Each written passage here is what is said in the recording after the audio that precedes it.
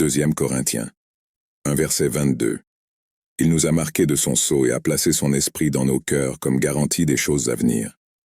Ce verset fait partie de la 2e lettre de Paul aux Corinthiens, dans laquelle il aborde divers sujets liés à la foi chrétienne, au ministère et à la vie chrétienne. Voici les principaux points à considérer dans ce passage. Le sceau de Dieu. Paul commence le verset en mentionnant que Dieu nous a marqués de son sceau. Ce sceau représente la marque de la propriété divine sur les croyants.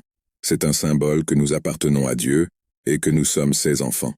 Il s'apparente à un véritable sceau qui authentifie l'identité et la propriété.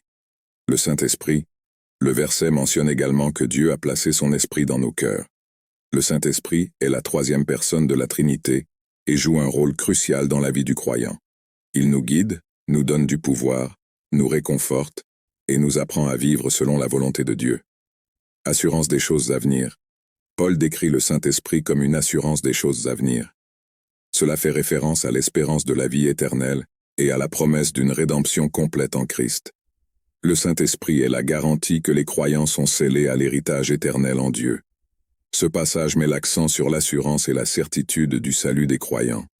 Dieu non seulement les adopte comme fils, mais leur donne également son Saint-Esprit comme garantie de l'héritage éternel qui leur est réservé.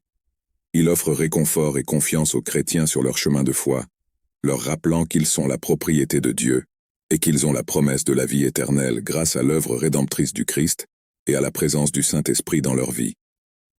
Déclaration de foi. Seigneur Jésus-Christ, je confesse que je suis pécheur et que je suis séparé de Dieu à cause de mon péché. Je me repens de mes péchés, et je reconnais le Seigneur Jésus-Christ comme le seul et suffisant sauveur de ma vie, et je dirige à la vie éternelle, et écris mon nom dans le livre de vie. Amen. Éphésiens 2 versets 8 et 9.